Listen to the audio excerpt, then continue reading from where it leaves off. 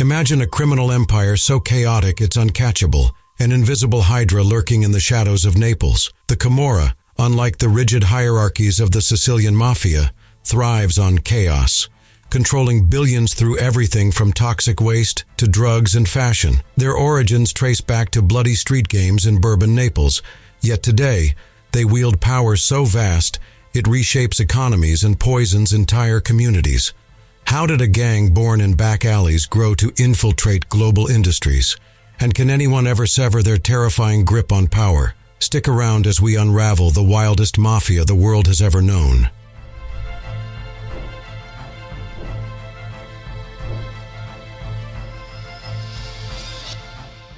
This story begins in the chaotic streets of 18th century Bourbon Naples, where survival was a battlefield. Rooted in the terror of 16th century Spanish mercenaries, the Camorra emerged from the violent underworld of street fights and rigged gambling games. Even its name, linked to Morra, a bloody street game, embodies its origins in deceit and dominance. What began as petty thuggery grew into a system that would one day turn Naples, the so-called Happy Campagna, into its playground. By the early 19th century, the Camorra had evolved into the ironically named Bella Società Riformata, Beautiful Reformed Society, an unofficial police force that governed Naples through fear and extortion. Overcrowded prisons became recruitment centers, while the streets became their domain. They preyed on brothels, gambling dens, and vendors, offering protection that no one dared refuse. A royal commission later exposed their dual nature, a low Camorra exploiting the poor, and a high Camorra infiltrating politics, trade, and law enforcement. Their grip was unrelenting, their influence pervasive. The rise of Mussolini in the early 20th century brought the first major crackdown. Fascist forces dismantled Camorra networks, sending leaders into hiding. But war has a way of resurrecting the underworld. Post-World War II, Naples was a city on its knees, rife with hunger and despair. Into this chaos stepped the Camorra, now allied with deported American mob boss Lucky Luciano. Together they turned Naples into a smuggling hub, controlling the flow of American goods, food, cigarettes, medicine, and drugs. Locals scornfully dubbed them price presidents, as they controlled access to basic necessities. By the 1970s, the Camorra had carved out their place as a dominant force in global crime. Their trajectory, however, wasn't just shaped by ambition, but by individuals who sought to redefine the organization's power structure. Among them was Raffaele Cutolo, whose rise from a troubled youth to a formidable underworld figure would leave an indelible mark on the Camorra's evolution. Raffaele Cutolo, born 1941 near Naples, wasn't a petty thug. He was an architect of chaos. Known as the Professor, he started with street kids at 12, culminating in murder at 21, and found his true stage in prison. Inside Poggio Reale, he challenged Camorra boss Antonio Savone, a move that rewrote the underworld's rules. Savone refused the fight, then was ambushed by Cutolo's men, irrevocably shifting the power dynamic. Behind bars, Cutolo founded the NCO, a militant empire of 7,000 soldiers inside and out, united by his brutal code. His cell became a throne room, with lobster dinners and champagne. Rosetta Cutolo, Raffaele's sister, became the NCO's backbone. A rare female leader, she operated from a Medici castle, dealing with Colombian cartels and Sicilian dons. Her efficiency was chilling, but even she couldn't evade law enforcement and rivals. By 1983, she was a fugitive, her influence shadowed by threats. The late 1970s saw Cutolo's ambition ignite full-scale war. The Nuova Familia, a rival coalition led by Michel Zaza, rose in rebellion. The NF, backed by the Sicilian Mafia, matched the NCO's ruthlessness. The 1980 Irpinia earthquake, killing thousands and leaving millions homeless, became an opportunity for both NCO and NF. Billions in relief funds flooded Naples, ripe for exploitation. Cutolo's men infiltrated reconstruction agencies, while the NF used fast cars and ambush tactics. The devastation mirrored the escalating violence, turning Naples into a merciless war zone. Cutolo's downfall wasn't blood, it was arrogance. His refusal to enter the heroin trade and his overreach in the Chiro Cirillo kidnapping fractured alliances. Blackmailing political contacts after securing Cirillo's release from the Red Brigades turned supporters to his rivals. With the NF strengthened by Sicilian Mafia backing, the NCO collapsed. Key figures met gruesome fates in ditches and asylums. By the mid-1980s, the NCO was in ruins. The 1983 Black Friday police crackdown saw over 800 arrests. Insiders betrayed the organization. Alfieri and the NF, with Mafia support, consolidated power. Cutolo's influence vanished. Isolated in a remote prison under 41 bis, he was cut off from the world. His 2021 death marked the final dismantling of his empire. However, the NCO's collapse didn't bring peace. Naples descended into chaos again as smaller, splintered Camorra clans fought for dominance. This fractured environment set the stage for a new evolution. As the old order gave way to decentralized chaos, the Camorra adapted, thriving in Naples' fractured ecosystem. By the 1990s and 2000s, the syndicate had mutated, forging alliances with South American cartels, laundering money through front companies, and infiltrating public procurements. Naples became their hostage, waste management, their weapon. The garbage wars saw mountains of trash choking streets. They manipulated this crisis, delaying collection until fees rose, then swooping in after hiking prices. It wasn't service, it was control. Dance to their tune or drown in filth. Garbage was just the tip. Their empire sprawled into drugs, extortion, and toxic waste. Roberto Saviano's Gomorrah exposed how they buried Europe's toxic waste in Naples' shallow graves, poisoning land and people, turning towns like Acerra into the triangle of death, with skyrocketing cancer rates and environmental collapse. Saviano's revelations made him a marked man, forcing him into protective custody. The Camorra controlled the port of Naples, Europe's gateway for goods and contraband. Counterfeits, drugs, untaxed products flowed through, hidden in mislabeled containers, flooding Europe. Drugs became their goldmine. Cocaine, South America. Heroin, Afghanistan. Hashish, North Africa. Handled and sold openly in Naples, marketed to the middle class. They even revolutionized distribution, outsourcing to warehouse systems in poor neighborhoods, using desperate locals as foot soldiers, offering guarantees, reserved orders, secure pickups, even on-site consumption, crime as customer service. The Camorra isn't just local. This sprawling machine is embedded in the global economy. The Casalesi dominate construction, controlling cement production and distribution across Campania and beyond. Developers and contractors bend the knee. Urban projects fall under their sway. Beneath construction lies the toxic waste empire, shipped from Europe and vanishing into illegal dumps or burns, poisoning communities. The Camorra controls agriculture by dominating distribution, forcing farmer compliance and inflating prices. They're in fashion, running underground counterfeit factories and clandestine contracts for big brands. Drugs are their lifeblood. Cocaine and heroin flow from South America through Naples, saturating European streets. Extortion became predatory lending, trapping businesses and seizing assets for laundering and expansion. They smuggle everything: arms, counterfeits, untaxed cigarettes, using legitimate routes to embed illicit cargo. Their grip on Europe's drug trade is absolute. Naples is ground zero. The Secondigliano clans, adept at drug cutting, maximize profits. A 1,000 euro kilo of cocaine becomes 15 million euros on the street after being cut with caffeine, glucose, or even talc. 30 kilos becomes 150. They even use human visitors. Local heroin addicts offered free doses to test potency and safety, even temporarily lowering prices. If a batch is potent and non-lethal, it floods the market. In Scampia and Secondigliano, ecosystems revolve around narcotics. Open-air markets thrive, even under police pressure. Via Baku and Case Celesti are cocaine hubs, attracting European clients. No drug enters the continent without passing through Naples.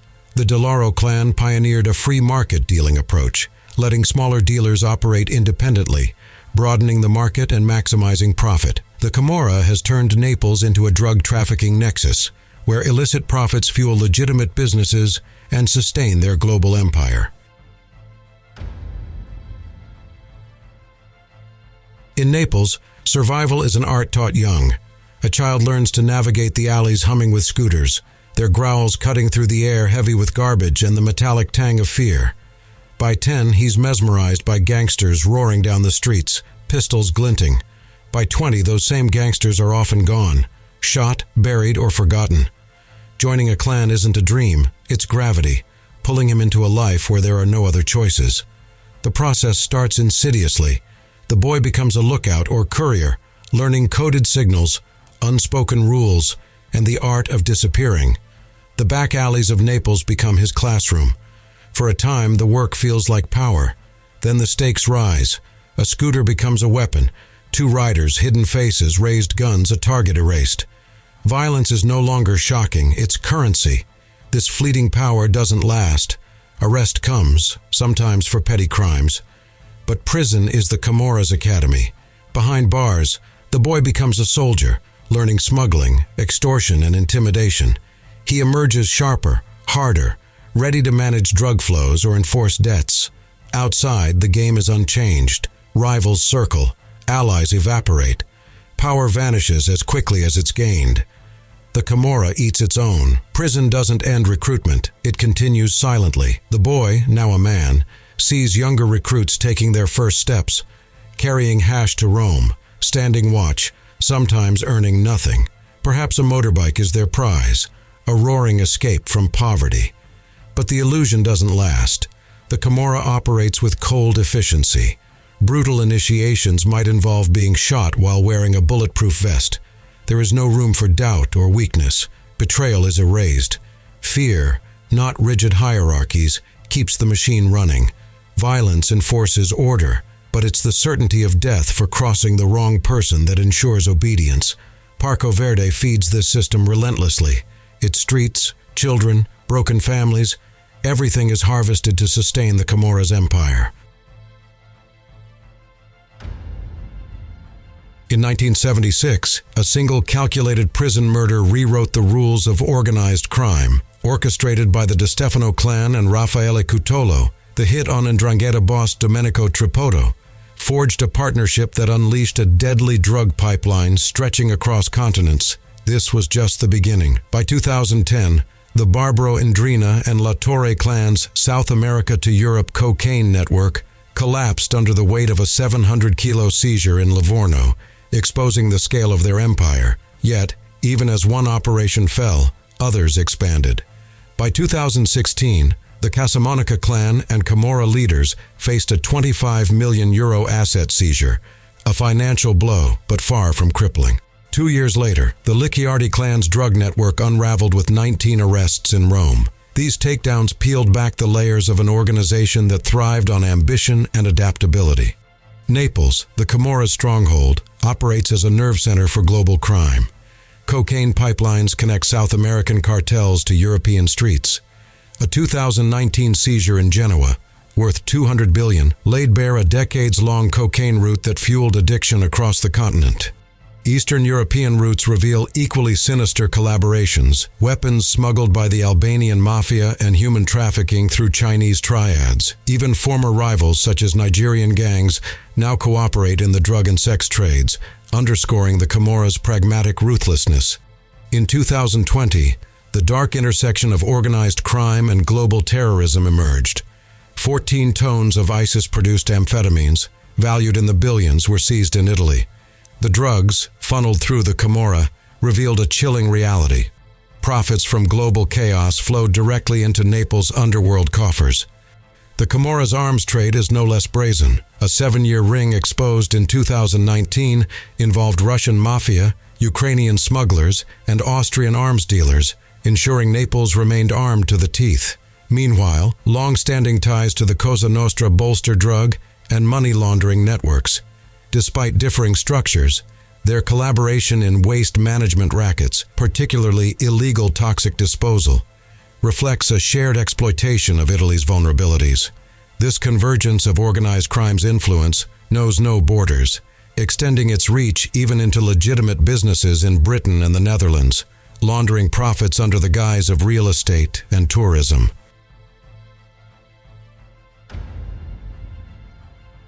Yet nowhere is the Camorra's grip more suffocating than in its own strongholds. In Casal di Principe, the air hangs heavy with fear. Here, the Casalesi clan's rule is unrelenting, their dominion etched in blood. Construction and narcotics form the backbone of their empire, each deal and shipment cementing their grip on the region. Dissenters, journalists, activists, and local challengers alike are met with swift, brutal retribution. To the north, the Nuvoletta clan in Murano wove intricate alliances with the Cosa Nostra, carving a surgical path through Naples' drug trade. Their assassinations bore the cold precision of a scalpel, their reign near absolute. Yet betrayal from within and the tightening noose of law enforcement dismantled their empire. Today, the Nuvoletta name lingers like an ominous shadow. In Secondigliano, a different kind of power emerged. Maria Licciardi redefined the game, transforming crime into commerce. Her clan's ventures into narcotics and extortion were marked by strategic planning and restrained violence, deployed only when necessary. Ensnaring Naples in a tightening vice, the streets of Scampia became a war zone during the infamous feud between the De Lauro clan and the breakaway Sicilianisti. Bodies littered the asphalt as both sides vied for supremacy.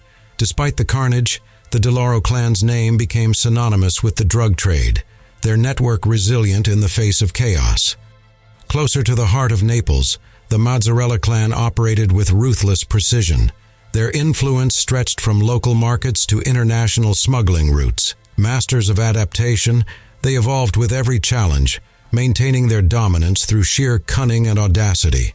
From the ashes of fractured alliances arose the Secondigliano alliance, a coalition of clans led by Licciardi, Contini, and Mallardo. Abandoning petty turf wars, they adopted a corporate model, excelling in drug trafficking, money laundering, and infiltrating legitimate businesses. As old guard clans faltered, a new breed of Camorristi emerged, the Paranza gangs, young, brash, and violent. These teenage mobsters flaunted their wealth on social media, their recklessness a stark contrast to their calculating predecessors. Emanuele Sibilio, their infamous leader, was dead by 19, a casualty of his own hubris. Yet these gangs are but pawns, their brazen acts distracting from the true players. The Licciardi, Contini, and Mafia clans, whose reach extends across Europe, commanding empires built on drugs, extortion, and counterfeiting. The Contini clan remains a fortress of power, untouched even as arrests dismantle their rivals. With investments pouring into global ventures, they solidify their legacy, a symbol of unyielding resilience. Meanwhile, the De Luca Bossa clan resurges in Ponticelli, joined by emerging factions like the Minicini and Scissa. Old grudges reignite as new territories are carved from blood-soaked ground. In 2019, marijuana, long a lucrative trade, claimed another victim. Antonino Di Lorenzo, dubbed the King of Marijuana, was gunned down in a brutal territorial dispute. The Monte Latari plantations hidden in the hills remain battlegrounds where profit and death intertwine. The Camorra's loyalty rituals amplify its mythos. Prison releases become spectacles of fireworks and feasts, while funerals of figures like Cosimo di Lauro are staged as theatrical tributes. These events reinforce their leaders' near-mythical status, embedding their legends deeper into the public psyche. Globally, the Camorra's influence is staggering.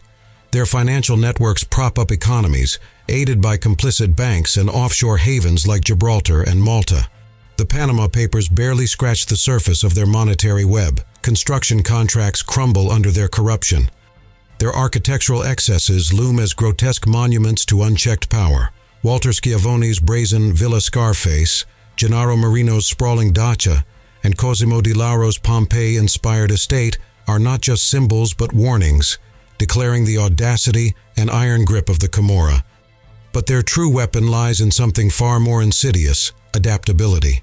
Like a hydra, the Camorra thrives in chaos, a fragmented yet unbreakable network infecting politics, commerce, and the fabric of everyday life. Leaders rise and fall, yet the machine endures, evolving with ruthless precision to exploit every crack in the system. As their shadow deepens over global markets, a chilling question lingers, unanswered and inescapable. Can this invisible empire ever be dismantled, or is it already too late, its tendrils woven too deeply into the vulnerabilities of our world? That's the story of the Camorra. What do you think about their rise to power and the influence they still wield today? Share your thoughts in the comments. We want to hear from you. And tell us, which mafia or organized crime syndicate should take the spotlight in the next Gangs of the Globe episode? Your suggestions shape these stories. Until next time, stay curious, stay sharp, and we'll see you soon.